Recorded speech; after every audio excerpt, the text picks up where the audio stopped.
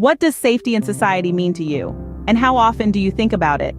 It's a question that perhaps doesn't cross our minds as often as it should.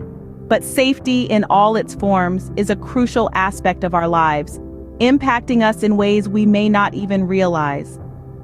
Safety isn't just about locking our doors at night or looking both ways before we cross the street. It's a broad term that encompasses much more than just physical protection. It's about feeling secure in our own skin, knowing that we're free from harm or threat, not just physically, but emotionally and digitally too. Emotional safety ensures that we're protected from mental and emotional distress, while cyber safety shields us from the potential dangers lurking in the digital world. All these facets of safety interlock, creating a comprehensive shield that allows us to navigate through life with confidence and peace of mind. Understanding what safety means is the first step towards achieving it. Physical safety is the first thing that comes to mind when we think about safety. A good starting point for physical safety is being aware of your surroundings. Whether you're walking down a busy city street or hiking in a serene forest, it's important to pay attention to what's happening around you. Notice the people, the vehicles, the potential hazards. This isn't about being paranoid, it's about being alert and prepared. Next, let's talk about risky areas.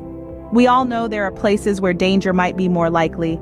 Dark alleys, deserted parking lots, unfamiliar neighborhoods. These are places you might want to avoid, especially when you're alone or it's late at night. If you have to pass through such areas, try to do so with a friend or in a group. And remember, there's no shame in taking a longer route if it means staying safer. Now, on to self-defense. Learning basic self-defense techniques can give you confidence and could potentially save your life. There are many self-defense classes available, and they cater to people of all ages and fitness levels. Some techniques focus on disabling an attacker long enough for you to escape, while others teach you how to use everyday objects as makeshift weapons. It's not about becoming a martial arts expert, but about learning practical skills that could help in a difficult situation. Lastly, always let someone know where you're going and when you expect to return. It could be a friend, a family member, or even a coworker. That way, if something does happen, someone will know where to start looking for you. This is particularly important if you're heading into an isolated area or embarking on a long journey. So, there you have it. Pay attention to your surroundings, avoid risky areas, learn basic self-defense, and always let someone know your whereabouts. These are practical tips that can help keep you physically safe. Physical safety is crucial, but it's just one aspect of staying safe. Emotional safety, often overlooked, is equally as important as physical safety. Yes, let's dive into this often uncharted territory. Emotional safety is all about creating a secure environment for your feelings and mental well-being. It's the assurance that you can express your thoughts and feelings without fear of being criticized, rejected, or dismissed. So how do you cultivate emotional safety? Firstly, setting boundaries is crucial. This involves clearly defining what is acceptable and what isn't in your relationships. It's like building a mental fence around your emotional garden, keeping out the weeds of disrespect and violation. It's okay to say no when something makes you uncomfortable.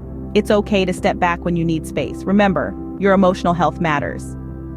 Secondly, seeking support when needed is another vital aspect of emotional safety.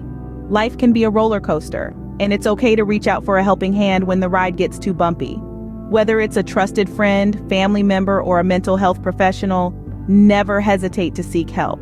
It's not a sign of weakness, but of strength, showcasing your commitment to your emotional well-being. Thirdly, practicing self-care is like watering that emotional garden we spoke about. It's not just about bubble baths and spa days, although those are great too. It's about taking time for yourself, doing things that make you happy, and allowing yourself to rest and rejuvenate. It's about honoring your needs and acknowledging your feelings. It's a continuous journey of self-love and self-respect. Lastly, cultivating positive relationships is like planting beautiful flowers in your emotional garden.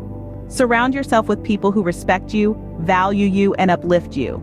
Nurture relationships that bring joy, growth, and positivity into your life. Remember, emotional safety isn't a destination, but a journey.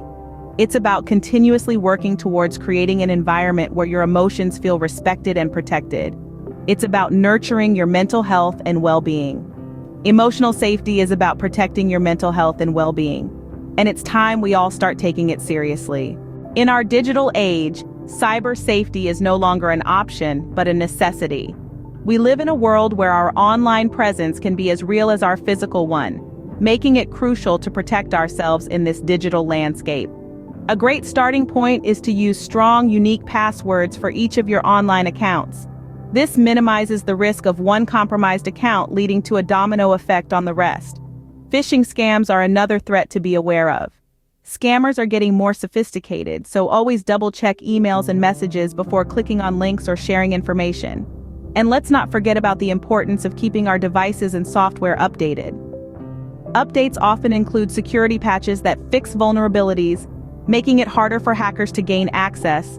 And above all, remember, the less personal information you share online, the less there is for cybercriminals to exploit. Staying safe online is about being mindful of the information you share and who you share it with. Safety in society encompasses physical, emotional, and cyber safety. Throughout this discussion, we've highlighted the importance of each. Physical safety is about being aware of your surroundings, understanding potential threats, and knowing how to protect yourself. Emotional safety, on the other hand, is about creating healthy boundaries, understanding and managing your emotions, and seeking support when needed. The digital world we live in also demands cyber safety. This involves protecting your personal information, understanding the risks of sharing online, and knowing how to respond to cyber threats. Each of these areas of safety are interconnected, and you can't truly be safe without considering all three. The practical tips we've shared are tools for you to use as you navigate the world. They're not foolproof, but they provide a foundation for you to build upon. Remember, safety isn't just about protecting yourself, it's about creating a safer society for everyone.